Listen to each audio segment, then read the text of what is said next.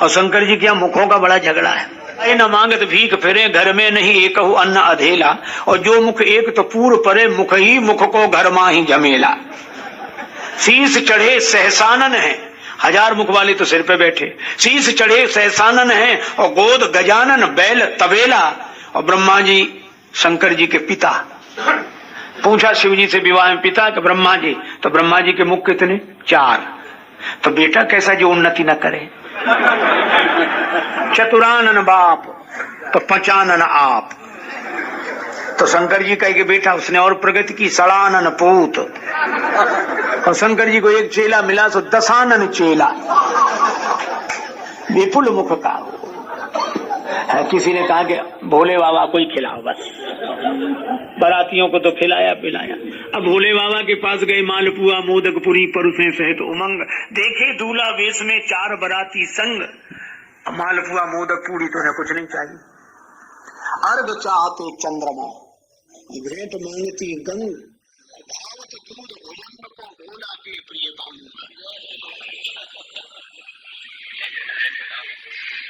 भंग बड़ी अच्छी, भगवान शंकर का प्रसाद है, लेकिन प्रसाद को प्रसाद की तरह ही लेना चाहिए। ऐसा न ले ले कि भंग पिए ऐसी पिए जैसी गाढ़ी कीच, और घर के जाने मर गए आप नशे के बीच। कई बार लोग कहते हैं कि प्रसाद जितने पेट में जाए उतना अच्छा, सबको बांटो जितने पेट में जाए। एक सज्जन बोले नहीं, प्रसाद जितना पेट में जाए उतना अच्छा।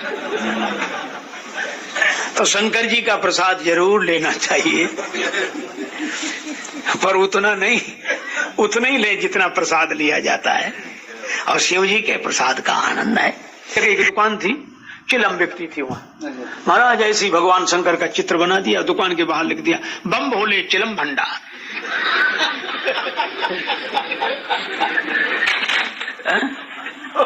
बम भोले चिलम भंडार। अरे भैया ये तो शिव जी की बूटी है, चर्स गांजा सुल्फा पता नहीं। हाँ, शंकर जी का विवाह है,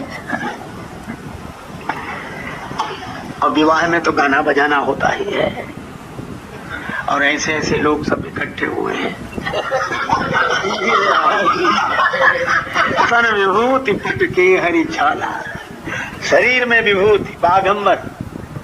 अच्छा, तो हाथ में कर त्रिशूल।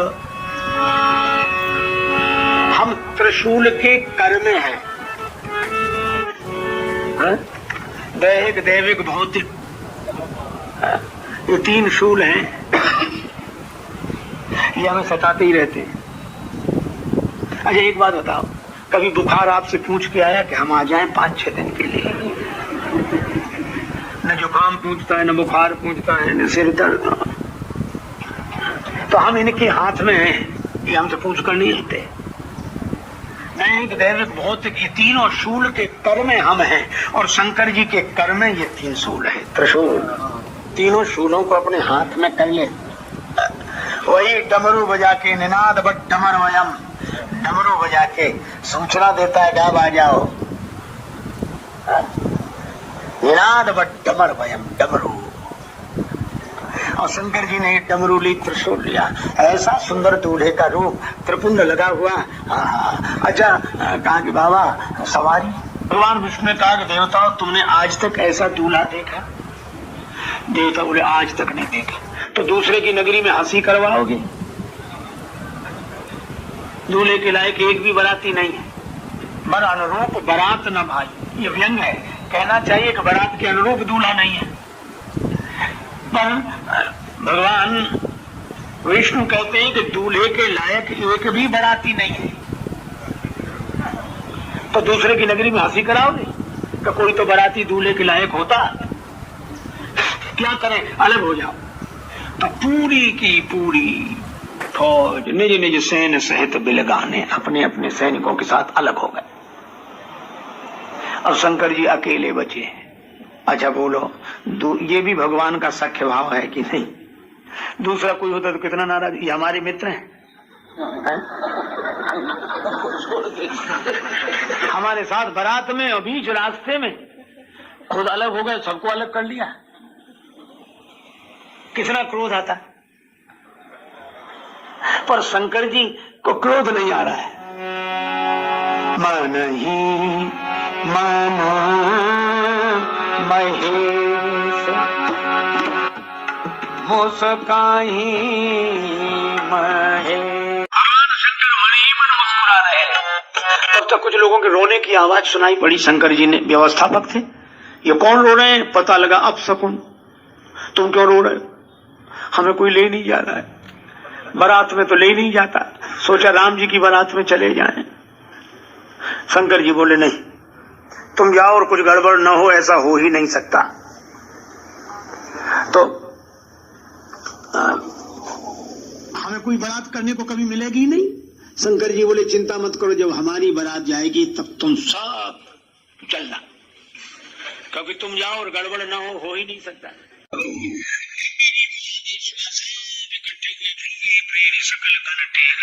महाराज शंकर जी की जमात है भगवान, और ऐसी ऐसी जगह से तो बुलाए गए भाई, जो जहां रहता होगा वहीं से तो बुलाया जाए। रंगी जी ने राजा पीपल पे रहने वाले, पाखर पे रहने वाले, बरगद पे रहने वाले, बरगट में रहने वाले, घाट पे रहने वाले, खंडहर में रहने वाले, अब ये भूत प्रेत इकट्ठे हुए। और इन भूत प्रेतों की दशा क्या? एक ऐसे बाराती आ रहे हैं जिनके मुख ही नहीं, पूरा सिर गायब, अकेला धड़ धड़ धड़ाता चला आ रहा है। कोई मुखहीन और विपुल मुख का एक ऐसे आ रहे जिनकी सब जगह मुख ही मुख है। इधर से मुख, इधर भी मुख, इधर भी मुख। अगर नमस्कार भी करें तो पता ही नहीं लगे किस मुख से बोल रहे हैं। बिना हाथ पांव के, बिनु कर पद, भगवान जाने कैसे आए होंगे, लुढ़कते आए कि उड़ते आए, न हाथ न पांव। और कोई बहुपद बाहु, बहुत से हाथ बहुत से पांव। शंकर जी को भी हंसी आ गई अपना समाज देख के। वैसे शिव समाज निज देखा। अच्छा देखो, भूत प्रेत होते तो हैं या नहीं होते हो, लेकिन शास्त्र में तो कहा है, हनुमान चालीसा में, भूत पिशाच निकट नहीं आवे। धन्या भागवती वार्ता प्रेत पीड़ा विनाशनी। चलो ना भी मानो, हम अक्सर लोगों से पूछते हैं वैसे ही, तुमने कोई भूत देखा? जरूर। तो कुछ लोग कहते हैं हाँ महाराज देखा, कुछ लोग कहते महाराज हमने तो नहीं देखा, न चाहते हैं कभी देखे। पर हमने ये देखा कि चाहे भूत देखा हो चाहे नहीं देखो, डरते सब है। कई बार लोग क्या कहते हैं, होगा बंद करो ये बात है, भूत तो भ्रम का भूत है, उसमें कुछ थोड़ी है। अच्छा जब भ्रम का ही है तो डर काहे को रहे हो, बंद करो। सबसे ज्यादा यही डर रहे हैं, तो भूत से डरते सब हैं। खैर वो भूत होंगे, उनकी हम चर्चा नहीं कर रहे हैं, लेकिन एक गंभीरता की दृष्टि से विचार करो, शंकर जी के जमाती भूत प्रेत कौन? हमें लगता है ये महात्मा ही, ये महात्मा शंकर जी के भूत प्रेत हैं। अच्छा एक बात बताओ, बिना मरे कोई भूत बन सकता है? बन ही नहीं सकता। एक वकील साहब थे, वो एक प्रश्न के उत्तर के 100 रुपए लेते थे। एक सज्जन गए, कहने लगे हम अपनी पत्नी से तलाक लेना चाहते हैं, तो तलाक के लिए आवश्यक शर्त क्या है? तो वकील साहब बोले शादी। शादी? और कोई कारण बताओ? बोले पहले 100 रुपया दो। तो तलाक के लिए जैसे शादी आवश्यक है, इसी तरह भूत बनने के लिए मरना जरूरी है। बिना मरे कोई भूत नहीं बन सकता। लेकिन मुझे लगता है कि शंकर जी के जमाती तो ये साधु लोग हैं, ये सन्यासी लोग हैं, जिस कुल परिवार खानदान में जन्मे थे वहां से मर गए, मर गए। अवसर है अनमोल काम कुछ ऐसा कर जा, पाकर गुरु से ज्ञान यार, मरने से पहले मर जा। अपने घट में बैठ निरंतर नहीं किसी के घर जा, सीता राम नाम सुमिरन कर भव सागर से तर जा। आपने देखा होगा नदी में जब डूबता है जिंदा आदमी डूबता, मुर्दा नहीं डूबता। जिंदा बिना हाथ पांव हिलाए नहीं रहता, मुर्दा ना हाथ हिलाए ना पांव, पार हो जाता है। और मुर्दे का सहारा जो ले ले वो भी पार हो जाता है। पूछो श्री तुलसीदास जी से। तो जिसका अहंकार जिंदा है वो संसार की नदी में डूबता है, और जिसका अहंकार मर गया वो पार हो जाता है, औरों को भी पार कर देता है। मस्त राम मुर्दों से बोले हमको कुछ बतलाओगे, मुर्दों में से एक मुर्दा बोला मर जाओ सुख पाओगे। एक राजा साहब के पास एक सज्जन गए, नंबर 1 का सौभाग्य हमें, नंबर 2 का दूसरों को। महात्मा बोले हमारे पास नंबर 1 का सौभाग्य समाप्त, नंबर 2 का बचा है। राजा बोला नंबर 1 का बताओ, फिर 2 का। महात्मा बोले नंबर 1 का सौभाग्य तो यह था कि तुम पैदा ही ना हुए होते, और नंबर 2 का सौभाग्य जितना जल्दी से जल्दी हो सके मर जाओ। राजा को बात समझ में नहीं आई, पर महात्मा ने ठीक ही कहा था, या तो अहंकार पैदा ही ना हुआ होता, या अहंकार जितना जल्दी हो मिट जाए। लेकिन चलो, हिमांचल राज्य के यहाँ बड़ी तैयारी हुई, स्वागत समिति बनी, स्वागत करने वाले आए। अब बारात पहुंची और बालक छोटे छोटे आए तमाशा देखने। अब देवताओं को देखा, भगवान विष्णु को देखा। बालक बोले भगवान विष्णु की ओर ये दूल्हा होगा, ये इतने से ही बाराती है। अब बड़े लोग भी देखे, भगवान विष्णु बोले इनमें ना कोई दूल्हा है ना कोई बाराती। अरे दूल्हा तो बारात कहाँ है? इशारा कर दिया शंकर जी की जमात की तरफ, और जो शंकर जी की जमात देखी, हे भगवान, स्वागत करने वालों की तो सवारी हाथी घोड़े ऊंट प्राण बचा बचा के भागे, और जो लत से गिरे वे धूल भी नहीं जड़ा पाते, ऐसे ऐसे काम आंख बंद न कर पाए। किसकी हिम्मत जो कहे पधारिए आपका स्वागत है। वे बेचारे ऐसे ऐसे कांपे। सबसे अधिक भयावह स्थिति तो तब निर्मित हुई जब बिना सिर के बाराती ने पूछा कि ठहरने का कहाँ इंतजाम है। बिना सिर का बाराती बोले भीतर से ठहरने का कहाँ। बोले चाहे जाओ ठहर जाओ, आपको कौन ठहरा सकता। अब उन बालकों का हाल पूछो जो भाग रहे थे। अब बालक देखे पीछे भागे, आगे ठोकर लगे, फिर गिर जाए, फिर तेजी से जाए। माता पिता ने समझा खुशी में भागते हुए आए। माँ बाप ने कहा इतने इतनी तेजी से क्यों भाग रहे हो? बारात कैसी है, दूल्हा कैसा है?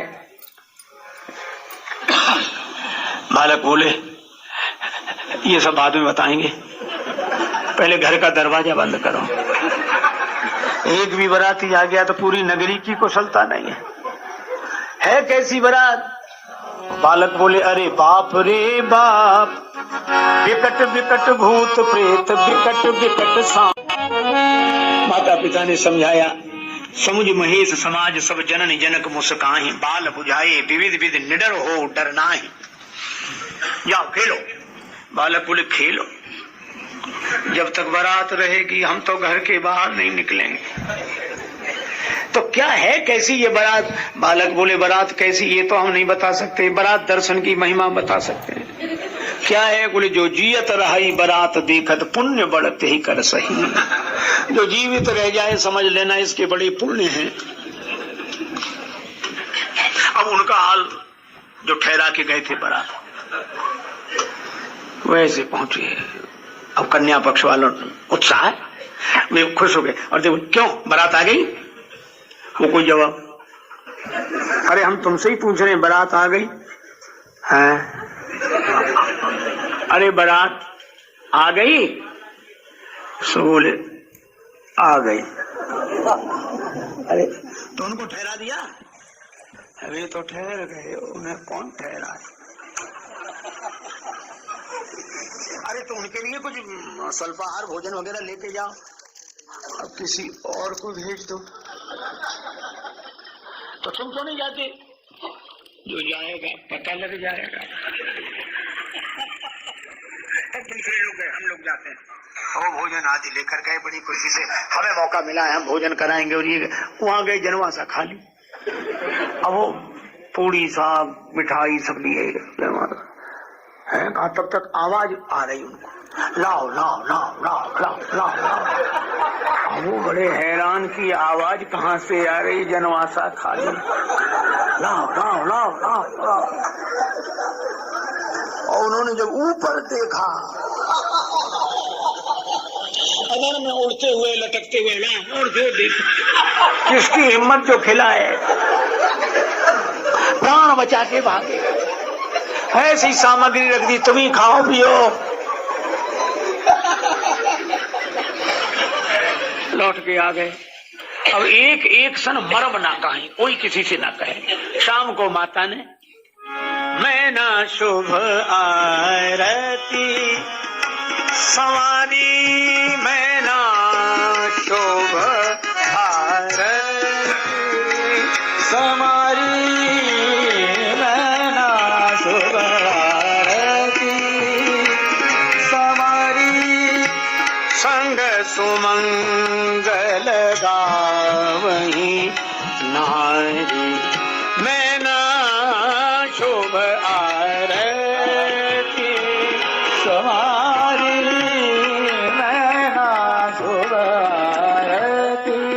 आरती की थाली सजाए, माता मैना सखियां मंगल गीत गा रही हैं।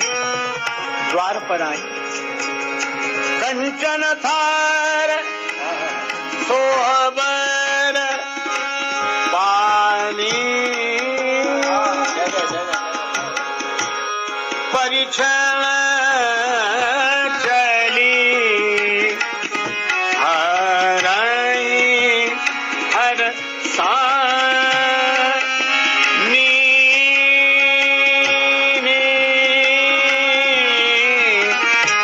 कंचन हार सोबर पानी, कंचन हार तो मंगल गीत गा रही हैं सखियां।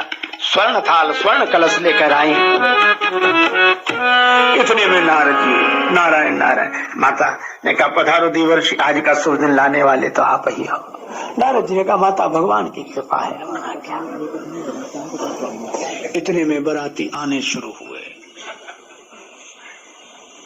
देवराज इंद्र को, नारद यही तो नहीं है दूल्हा? अरे माता क्या छोटी बात करती है। आपके दामाद भगवान शंकर के नौकर चाकर हैं, पानी वानी का इंतजाम करने वाले। जिसके नौकर ऐसे वो मालिक कैसा हो। हम तुम्हारा एहसान कभी नहीं भूल सकते। नारद जी बोले माता अब ये तो बाद में भी कहती रहो तब ना। बाद में लोग भूल जाते, नहीं हम नहीं भूलेंगे। तब तक भगवान विष्णु ये, अरे माता उनके मित्र हैं, तो जिनके मित्र इतने सुंदर तो दूल्हा, ये तो पता लगेगा अभी। अब नारद शंकर जी आने वाले, तो नारद जी ने सोचा अब यहाँ खड़े रहना ठीक है। बोले माता अब हमारा परिचय तो बहुत जगह, सब जगह आना जाना पड़ेगा, तो आप ठीक है ठीक। नारद जी तो नारायण नारायण करते चले गए। अब आए शंकर भगवान। ऋषि मुनियों ने कहा कि इनको द्वार पर ले चलो। अब माता पार्वती ने देखा कि ये कौन है। वो तो गनीमत ये थी कि बैल पे उल्टे बैठे थे। ऋषियों ने कहा माता नंदी जी की पूजा करिए। नंदी जी का पूजन हुआ। शंकर जी बड़े खुश हुए कि हमारे उल्टी बैठने से नंदी जी की तो पूजा हो गई, हमारा जो होगा तो होता रहेगा। नंदी जी की पूजा होकर का दूल्हे का परिचय। बोले दूल्हा दिखे, तो बोले दूल्हा दिखे कब? बोले बैल उल्टा हो तो दूल्हा सीधे हो। बैल को घुमाया और जो शंकर जी का स्वरूप देखा, किसकी हिम्मत से आरती उतारे। हाँ बोल, माताओं के मुंह से चीख निकल गई। घर का दरवाजा बंद, घर के भीतर, और शंकर जी उसी तरह खड़े वहां। किसी ने कहा बाबा चलो अब चलें। शंकर जी बोले कहाँ? बोले अब जनवास से। क्या घर ही चलो? घर क्यों चलेंगे? अभी जनवास से चलेंगे। क्यों? कौन सी कसर रह गई है? दूल्हा दरवाजे पे खड़ा हो, ससुराल वाले घर का दरवाजा बंद कर लें, ये अपमान नहीं है? शंकर जी बोले हमको तो नहीं लगा। क्यों? बोले ये तो देश देश की रीत होती है, शायद यहाँ की ऐसी रीत होती हो। अच्छा चलो मान भी लें ये रीत होती हो, पर आपकी सासू माता ने आपको देखकर आरती की थाली गिरा दी। क्यों? अरे कहा हमारी सास बड़ी समझदार है, उसने हमारे सिर पर जब चंद्रमा को चम चम चम करते देखा, उसने सोचा जिसके सिर पर चंद्रदेव प्रकाश दे रहे हो उसे जरा से आरती की थाली क्या दिखाना, इसलिए नीचे गिरा। तो ये जल से भरा कलश क्यों? बोले गंगा जी को देखकर। गंगा धवल धार, गंगा जी को देखकर जल से भरा कलश गिरा दिया। तो डर क्यों गई? शंकर जी बोले हमें देख लेते तो हमेशा के लिए डर छूट जाता। सांप को देख लिया, और जिसे काल दिखाई पड़े वह तो डरेगा ही। और काल से ऊपर महाकाल है, करालम महाकाल कालम कृपालम। चलो गए। इधर माता मैना अत्यंत दुखी, लीनी बोल गिरीश कुमारी, मेरे साथ ये हुआ, मेरे साथ। कसकीन बर बोरा है विद यही तुम्हें सुंदरता दई, जो फल चाहिए सुर तुरही सो बरबस बबू रही ला गई। तुम सहित गिरते गिरो पावक जरो, जलनिधि मोह परो, घर जाओ अब जस हो जग जीवित विवाह न हो करो। और बड़ी दुखी, और कहते कहते बोली नारद कर हम कहा बिगाड़ा, हमने नारद जी का क्या बिगाड़ा। माता की बात सुनकर पार्वती जी ने कहा तुम सन मिटही की विधि के अंका, मात व्यर्थ जन लेहु कलंका। उसी समय नारद जी से किसी ने कहा कि समझाओ माता मैना को। नारद जी बोले अब हम नहीं जाएंगे, हमारे साथ किसी को भेजो। तब सप्त ऋषि आए, नारद जी आए। तब नारद जी ने कहा मैना सत्य सुनहु मम वाणी, जगदम्बा तव सुता भवानी, भवानी दयानी भवानी। पार्वती माता की वंदना की। तब मैना हिमवंत आनंदे पुनि पुनि पार्वती पद वंदे। शंकर जी से कहा कि बाबा संसार के लायक रूप बना लो, सुंदर। शिव जी बोले ठीक है, लेकिन मुख्य मुख्य बाराती गायब। बाराती कहाँ गए? मीटिंग में, इमरजेंसी मीटिंग, आपातकालीन बैठक बुलाई गई। ये मीटिंग किस सिलसिले में? का ईटिंग के सिलसिले में। कबर महोदय को देखकर अभी तो सासू माता भयभीत हो गई, पाणी ग्रहण के समय कहीं कन्या भयभीत हो गई। शंकर जी का विवाह नहीं होगा। बोले फिर अपने को कौन पूछेगा कि कुछ मिला, चीटिंग ना हो जाए। तब एक काम करो, क्या सर्वसम्मत से प्रस्ताव पारित किया, पहले भोजन। कौन रिस्क ले? किसी ने कहा सब अनुकूल, बोले वो ठीक है, पहले भोजन। शंकर जी के विवाह में आप मानस पढ़ कर देखना, पहले पंक्ति हुई। राम जी के विवाह में सबसे बाद में पंक्ति, पर शंकर जी के विवाह में पहले। बड़े बड़े चतुर परोसने वाले आए, बाराती बैठे। अब एक पर पत्तल परोसने वाला एक ही बाराती के सामने खड़ा, ना आगे जाए ना पीछे। दूसरे ने कहा बड़े समझदार है, ऐसे परोसा जाता, जल्दी करो। बोले तुम ही आओ। वो आया, एक ऐसी बाराती बैठी जिनकी मुख ही नहीं, बिना सिर का बाराती। कहीं इनके पत्तल किधर परोसी जाए, मुख हो तो आगे पीछे का फैसला हो। बाराती के भीतर से आवाज आई, इससे तुम्हें क्या मतलब था?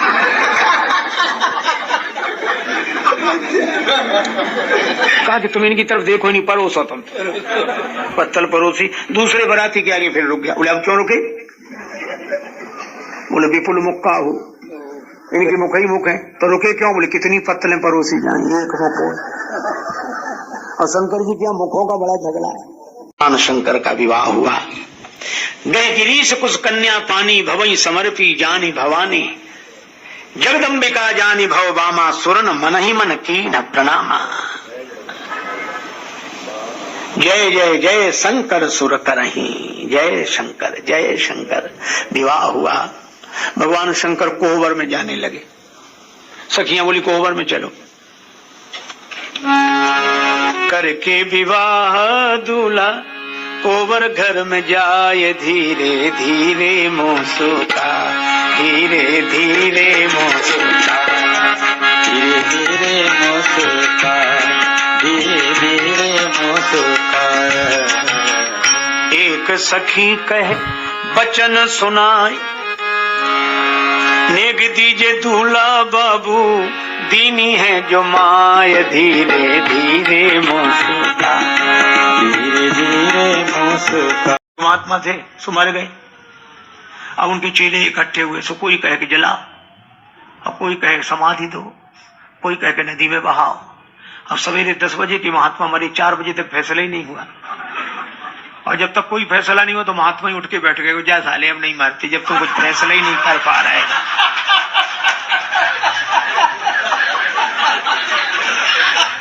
हमने भी छोड़ दिया मरने का विचार। एक आदमी का व्याख्यान था बहुत बड़े हॉल में, शहर की घटना, बड़ा हॉल बुक किया गया। बेचारे ठीक समय पर बोलने के लिए पहुंच गए, पर मजे की बात हॉल में एक श्रोता बैठा, एक बड़े हतोत्साहित हुए कि अब क्या बोले। तो वो एक श्रोता बोला कि बोलिए बोलिए। क्यों बोले, कोई है ही नहीं, हम तो हैं। अरे अब एक श्रोता के लिए क्या बोले। श्रोता ने कहा कि किसी के पास 100 घोड़े हों, मौके पे 99 न हो, तो क्या वो एक घोड़े को घास नहीं डालेगा? कि 99 तो है ही नहीं, तो एक घोड़े को घास नहीं डालेगा। तर्क ऐसा था कि वक्ता बड़े प्रभावित हुए। ऐसा बैठो, और शुरू किया, और शुरू किया बंद न करे। तो थोड़ी देर तो बेचारे ने सुना, उसके बाद उसने सहा। पहले कर रहा था वाह, अब करने लगा आह। अब उसे लगे ये कब बंद करें। 2 घंटे में बंद किया। बेचारा श्रोता अधमरा हो गया, कुछ कहने लायक नहीं बचा। तो उस वक्ता ने कहा कि तुम्ही ने तो कहा था कि 99 घोड़े न हो तो एक घोड़े को घास नहीं डालोगे। श्रोता हाथ जोड़ के बोला, इसका ये भी मतलब नहीं था कि 99 की घास एक ही घोड़े पे डाल दो।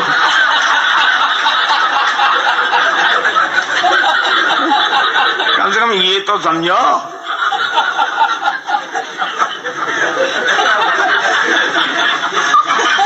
नारद जी नहीं समझे, शंकर जी समझ गए। हरि इच्छा बलवान।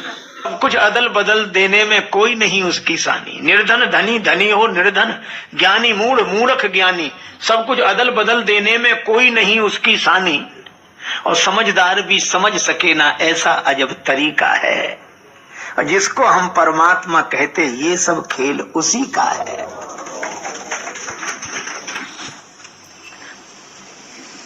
मिट्टी काली पीली हरे बन, आसमान का रंग नीला, सूर्य सुनहरा चंद्रमा शीतल, सब कुछ उसकी ही लीला। और सबके भीतर स्वयं छिप गया सृजनहार सृष्टि का है। जिसको हम परमात्मा कहते, ये सब खेल उसी का है। क्षण भर को भी नहीं छोड़ता, सदा हमारे साथ में है। काया की श्वासा डोरी का तार उसी के हाथ में है। हंसना रोना मरना जीना सब उसकी मर्जी का है। जिसको हम परमात्मा कहते, ये सब खेल उसी का। राजेश्वर आनंद अगर सुख चाहो तो मानो शिक्षा, तज अभिमान मिला दो उसकी इच्छा में अपनी इच्छा। यही मुक्ति का भाव है प्यारे, यही भक्ति का भाव है प्यारे, और सूत्र यही मुक्ति का है। इस संसार की गतिविधियों पर नहीं अधिकार किसी का है। जिसको हम परमात्मा कहते, ये सब खेल उसी का है। भगवान शंकर कहते हैं, ज्ञानी मूढ़ न कोई, यही जब रघुपति करें जस सो तस तेहि क्षण होए। इसलिए न कोई ज्ञानी न कोई मूर्ख। पर अगर तुम्हें नई बात समझ में आ रही तो यह प्रसंग में सुनाऊंगा। तुम एक महात्मा के पास एक सज्जन गए, बोले बाबा, बोले आप रोज कहते हो खुदा की खुदाई, हमें दिखाओ। बाबा बोले खुदा की खुदाई देखी नहीं जाती, समझी जाती। बोले नहीं हमें तो देखना है। बाबा बोले कल लाना। दूसरे दिन गया, बाबा ले गए उसी जंगल में, पहाड़ पर खड़े हो गए, नीचे नदी बह रही थी। अच्छे से बोले देख ले, ये है खुदा की खुदाई। ये नदी की जो खुदाई है, खुदा की खुदाई है। नदी की खुदाई खुदा की खुदाई है। बोला ये कैसे खुदा की खुदाई? तो महात्मा बोले क्या तेरे बाप ने खुदाई है? ये वन तो भगवान ने बनाया। इसीलिए महात्मा लोग वन में जाते थे भजन करने। सब चीज भगवान की बनी हुई, और भगवान की बनी हुई चीजों के बीच में रहकर किसी को भगवान की याद आ जाए तो कोई आश्चर्य नहीं। एक महात्मा से किसी ने कहा कि महाराज आप अपनी जीवनी बताओ। जीवनी लिखा तो महात्मा बोले अभी से क्या लिखते हो जीवनी? याद किए रहो, फिर बोले जब डोली उठ जाए तब लिखना, जब चले जाए तब लिखना, अभी तो नाव समुद्र में का जाने का हो। एक महात्मा जाते थे वृद्धा के यहाँ भिक्षा के लिए, जाकर बैठे, तब तक किसी की अंतिम यात्रा निकली। वो बुढ़िया बोली महाराज जरा बैठना, मैं देख आऊं ये मरने वाला स्वर्ग गया कि नरक। महात्मा को बड़ा आश्चर्य हुआ कि ये तो हम नहीं जानते, ये कैसे जान जाए? बोले भाई एक मिनट पता लग जाएगा, अभी जा गई महाराज स्वर्ग गया। महात्मा बोले तूने कैसे जाना? अरे बोले महाराज इसमें कोई बड़ी भारी बात थोड़ी, जिसके पीछे हजारों लोग रोते जा रहे हैं, बड़ा अच्छा आदमी था, चला गया, समझ लो वो स्वर्ग गया है, अच्छा काम किया इसलिए। और जिसके पीछे कई लोग जबरदस्ती भला मरा, सबको परेशान, अच्छा रहा, बढ़िया, तो यहाँ परेशान कर तो नरक ही गया, ऐसा कहां स्वर्ग जाए? महात्मा बड़े प्रसन्न हुए, और वही महात्मा दूसरे के यहाँ गए, सो बुढ़िया से भिक्षा मांगी। बुढ़िया क्या बोली? बाबा हमारे एक प्रश्न का उत्तर दे दो। क्या? बोले तुम्हारी दाढ़ी मूछ अच्छी है कि हमारे कुत्ता की पूंछ? बाबा थे माधव दास जी महाराज वृंदावन। सो बाबा हंसते, अरे भैया फिर कभी कभी उत्तर नहीं दिया। तुम्हारी दाढ़ी मूछ अच्छी कि मेरे कुत्ता की पूंछ अच्छी? कोई उत्तर नहीं। एक दिन पता लगा कि बाबा ने शरीर छोड़ दिया, तो बुढ़िया दरवाजे पे आके खड़ी हो गए, विमान जा रहा है, उतारो। हमें उत्तर नहीं दिया, उत्तर दिए बिना कैसे जा रहे, देना पड़ेगा। अरे कहा कि बाबा कहे, बोल नहीं उतार दिया। तो चरण पकड़ लिए, हिलाने लगी, बाबा उत्तर दो। अब चरण ही पकड़ लिए तो बाबा के शरीर में प्राण आ गया। बाबा उठकर बैठ गए। बोले मेरा तो एक ही सवाल है, जाते जाते ये बताओ मेरे कुत्ता की पूंछ अच्छी कि तुम्हारी दाढ़ी मूछ अच्छी? तो बाबा अपनी दाढ़ी मूछ पर हाथ फेर के बोले कि तेरे कुत्ता की पूंछ से तो 100 गुनी मेरी दाढ़ी मूछ अच्छी है। तो बुढ़िया बोली बाबा ये तो मैं भी जानती थी, पर आपने उत्तर दिया क्यों नहीं? जिंदगी भर उत्तर नहीं दिया। बाबा बोले अगर मैं उत्तर देकर ये कह देता कि मेरी दाढ़ी मूछ अच्छी है और मुझे अभिमान हो जाता, तो भगवान की लीला कोई नहीं जानता, कोई ना कोई काम ऐसा हो जाता मेरे द्वारा कि तेरे कुत्ता की पूंछ अच्छी हो जाती है। लेकिन अब ज्यों की त्यों धर दी नीच चदरिया, तो अब मैं कह रहा हूं कि मेरी दाढ़ी मूछ अच्छी है, और इसीलिए छिपा कर रखते थे। छोटा सा पौधा, उसके पास आसपास घेरा लगाना पड़ता, नहीं तो बकरियां चर जाएंगी। हाँ वो विशाल वृक्ष बन जाए तो हाथी बंधे रहते हैं। विवाह करना चाहते हैं लेकिन इतनी कन्याएं मिलेंगी कहां से? एक महात्मा ने कहा एक काम करो, क्या? बोले पहाड़ की शिलाएं ले आओ और एक एक शिला काट छांट कर नाक नक्शा बनाकर तैयार करो। एक दिन राम जी को बुला लेंगे और वो राम जी चरण छुलाते चले जाएंगे, सब शिलाएं सुंदर वधुएं हो जाएंगी। बोले बड़ा अच्छा विचार। से बोले महात्मा तो शिला की खुट-पुट कर रहे हैं। भगवान ने सोचा गलत संदेश चला गया, तो राम जी ने ये लीला ही इसीलिए रची। श्री सीता जी के वियोग की कल्पना, और राम जी लगे रोने और जोर जोर से रोए, जबकि पता है कि सीता जी कहाँ है।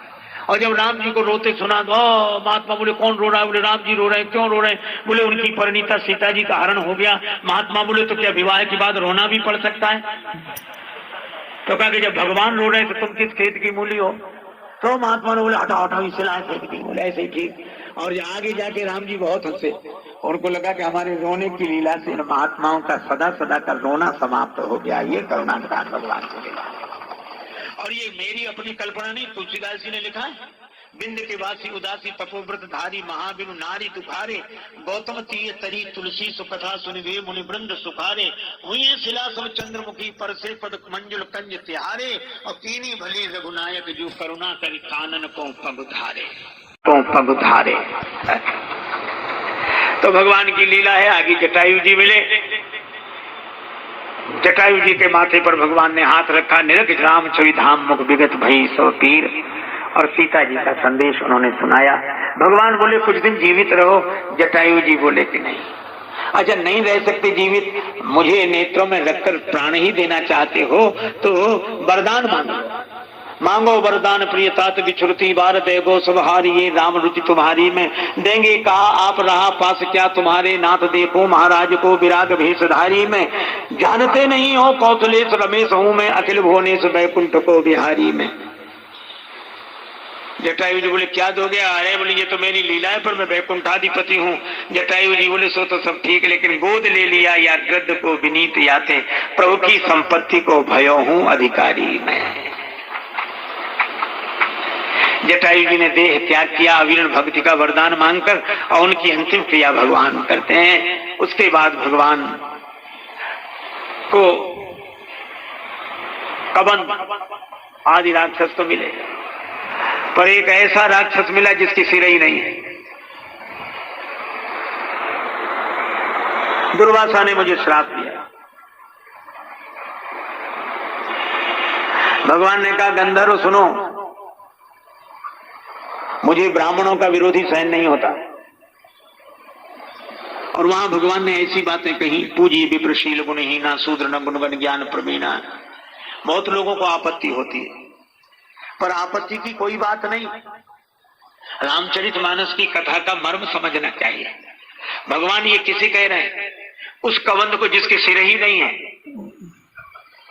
और सिर क्या है? कि ब्राह्मण मुखमा सीत बाहु राजन्य हस्तता, कहते हैं श्लोक है। एक सज्जन हमसे बोले आपके हिंदू धर्म में, आपकी संस्कृति में शूद्रों को छूना पाप बताया, वे अछूत है, शूद्र अछूत है। हमने कहा ना, व्याख्या गलत हुई है। हमारी संस्कृति में शूद्र अछूत नहीं है। बोले इसका प्रमाण? हमने कहा जिस संस्कृति में चरण ही छुए जाते हो वहां शूद्र अछूत कैसे होंगे? शूद्र चरण है या चरण ही छुए जाते हो, और सिर रखा जाता है चरणों में। शूद्रो पदो विजायते। समाज में तो ये चार वर्ण हैं, लेकिन भगवान ने शरीर में ये चारों वर्ण किए हैं। ये सिर ब्राह्मण का रूप है, सारा ज्ञान इसी को है। हाथ क्षत्रिय है, सिर पे लाठी मारे तो हाथ, पेट पर लाठी मारे तो हाथ, चरणों पर तो हाथ, ये क्षत्रिय। और उधर वैसे गुप्त है, ये गुप्ता जी, इनकी फैक्ट्री चलती रहती भीतर ही भीतर, और इनसे तीनों को शक्ति मिलती है, सिर को, हाथों को, चरणों को। और चरण सूत्र हैं जो तीनों वर्णों का भार उठाकर चाहे जहां चल देते हैं। यही चारों वर्ण है। अब यह मुख्य है, और इसके आधार पर समाज में भी चार वर्ण विभाजित हुए। लेकिन हमारे यहाँ इस तरह का नहीं है कि एक दूसरे के हम विरोधी हों। मैं आपसे पूछता हूं, चार वर्ण अगर शरीर हैं तो आप चरणों को काट देंगे तो आप चलेंगे? एक जगह बैठे बैठे चाहे जितनी अपनी महिमा गाते रहो, पर चरणों के बिना आपकी गति नहीं होगी। मैं भी कहता हूं हम लोग कितने विरोध करके अपनी महिमा प्रगटाते रहें, लेकिन हमारी कोई गति नहीं होगी। हम जहां हैं वहीं के वहीं पड़े रहेंगे, पुरानी बातें करते रहेंगे और कुछ नहीं कर सकेंगे। लेकिन चरण हो चले तो, लेकिन दिमाग ना हो, दोनों जरूरी हैं। इसलिए मैं कहता हूं कि हमारे चारों वर्ण वंदनीय हैं और चारों वर्ण पूजनीय हैं। लेकिन ब्राह्मण की जो बात कही वो इसलिए कही, ज्ञान का सम्मान है वो। मान लो ईंटें सब समान है, मंदिर में लगी हुई हैं, लेकिन जो ईंटें मंदिर की ड्योढ़ी पर लग गई हैं, सिर तो वहीं टेकना पड़ता है, उससे क्या अंतर पड़ता है? इसलिए भगवान ने ऐसे आदमी को जो सिर ही नहीं रखना चाहता, समाज में ब्राह्मण को रहने ही न देना चाहे, तब भगवान ने कहा मोहि न सुहाय ब्रह्म कुलद्रोही। लेकिन तुलसीदास जी का समन्वय और समानता देखो। कबंध को गति देने के बाद भगवान गए कहाँ? ताहे दे गति राम उदारा, शबरी के आश्रम पद धारा। भगवान शबरी माता के आश्रम में गए और यहाँ कह रहे थे मोहि न सुहाय ब्रह्म कुलद्रोही, और शबरी माता से कहा, कह रघुपति सुन भामिनी बाता, मानो एक भक्ति कर नाता। मैं एक भक्ति के नाते को ही स्वीकार करता हूँ और किसी नाते को नहीं। और इसीलिए मुझे लगता है कि हमारे यहाँ तीन है, धर्म, भक्ति और ज्ञान। हमारे पुराने महात्मा कहते थे बाल का आदि अयोध्या का मध्य उत्तर का अंत, जो समझे सो पूरा संत। और मुझे लगता है इन तीनों में रामचरितमानस के तीन महिमामय सूत्र हैं। बालकांड के आदि में धर्म, प्रताप भानु के प्रसंग में ब्राह्मणों के ढंग से नहीं चला, ब्राह्मणों को अपने ढंग से चलाना चाहा, रावणत्व को प्राप्त हुआ। लेकिन धर्म में ब्राह्मण की प्रधानता है, ब्राह्मण के बिना जीवन धर्म में नहीं होगा, पर एक सीमा है नहीं। दूसरा है संत, जहां संत की प्रमुखता है वहां ब्राह्मण की प्रमुखता नहीं है। तुम अपने क्षेत्र में काम करो, और संत की जहां प्रधानता वहां क्या मिलेगा कि ब्राह्मण के कारण जीवन धर्ममय होता है और संत के कारण जीवन भक्तिमय होता है। सो बिन संत न काहू पाई। और मुझे लगता है कि जब धर्म से धुलाई होती है जीवन की, तब भक्ति के रंग में मन रंग जाता है। यहाँ संत की प्रधानता है, यहाँ नियम की नहीं प्रधानता कि ऐसे बैठो वैसे बैठो, ये आसन डालो उधर देखो इधर। ये धर्म के क्षेत्र में, भक्ति के क्षेत्र में भगवान और मुझे लगता है अनेक के बीच में कैसे रहो, इसके लिए धर्म का पाठ पढ़ो, और भक्त भगवान दो के बीच में हम कैसे रहे, इसलिए भक्ति का पाठ पढ़ो। लेकिन तीसरा है ज्ञान, वहां न संत की चलती है न ब्राह्मण की, वहां गुरु की, बिन गुरु हो एक ही ज्ञान। इसलिए अयोध्या कांड के मध्य में भरत जी हैं संत, संत के कारण भक्ति मिली, भगवान मिले। और उत्तर कांड के अंत में कागभूषणी प्रसंग में गुरु की महिमा है, गुरु का अपमान किया। तो ये तीनों चीजें जीवन में हो जाएं, हम ये तो देखें कि हम बात किसकी कर रहे हैं, धर्म की कर रहे हैं कि भक्ति की कर रहे हैं कि ज्ञान की कर रहे हैं। भाई अलग अलग जिले की अलग अलग जिले के बड़े शहर का अलग अलग स्वरूप होगा, तो धर्म का अलग स्वरूप है, भक्ति का अलग स्वरूप है, ज्ञान का अलग स्वरूप है, लेकिन इन तीनों की जरूरत है, तीनों की आवश्यकता है। तो मैं आपसे चर्चा कर रहा था कि भगवान धर्म का उपदेश करते हैं कबंध को, और भक्ति की महिमा बताते हैं शबरी माता को, और ज्ञान का उपदेश करते हैं दशरथ जी को। रावण के मरने पर जब दशरथ जी आए, रघुपति प्रथम प्रेम अनुमाना चितय पितय दीने दृढ़ ज्ञाना। तो इन सब की आवश्यकता है, कौन कहां कैसे है यह देखना चाहिए। भगवान शबरी माता के यहाँ आए और शबरी के बेरों का बड़ा वर्णन है। यद्यप मानस में कंदमूल फल सुरस आते, तो भगवान कहते हैं बेर जनी लावो बेर, बेर जनी लावो बेर, बेर जनी लावो बेर, लावो कहे बेर बेर। भगवान से आयुर्वेद कहता है धात्री फलम सदा पथ्यम कुपथ्यम बदनी फलम। ये बेर कुपथ्य है, पर कोई प्रेम के कारण दे तो भगवान कुपथ्य भी स्वीकार कर लेते हैं। जय जयकार हुई। शबरी माता से भगवान ने कहा मैं चलूं। देखो मैं मुंबई में था, एक मैया ने मुझसे पूछा, वहां श्री हनुमान चालीसा की कथा हो रही, तो एक माता हमसे बोली बहुत हाथ जोड़कर, महाराज, कहा मैया बोल, हम लोग महिलाएं हनुमान चालीसा पढ़ सकती हैं? बड़े नियम बनाए गए, महिलाएं नहीं पढ़ सकती और ऐसा पूजा नहीं कर सकती। तो हमने कहा कि भैया हमसे क्या पूछती हो, हनुमान चालीसा से ही पूछ लो। बोले हनुमान चालीसा ने कहा है? हाँ कहा है। बोले क्या कहा है? हमने कहा हनुमान चालीसा में लिखा है जो यह पढ़े हनुमान चालीसा। तो जो का मतलब क्या है? पुरुष, ब्राह्मण। अरे महात्मा नहीं, जो यह पढ़े, जो पढ़े। वहां कहां नियम है? बोले हाँ ये तो ठीक है। हमने कहा कोई तुम्हें मना किया करे तो हनुमान चालीसा ही बता दिया करो कि ये लिखा है। तुलसीदास जी महाराज ने हनुमान चालीसा लिखा, उन्हें कोई आपत्ति नहीं है कि कौन पढ़े।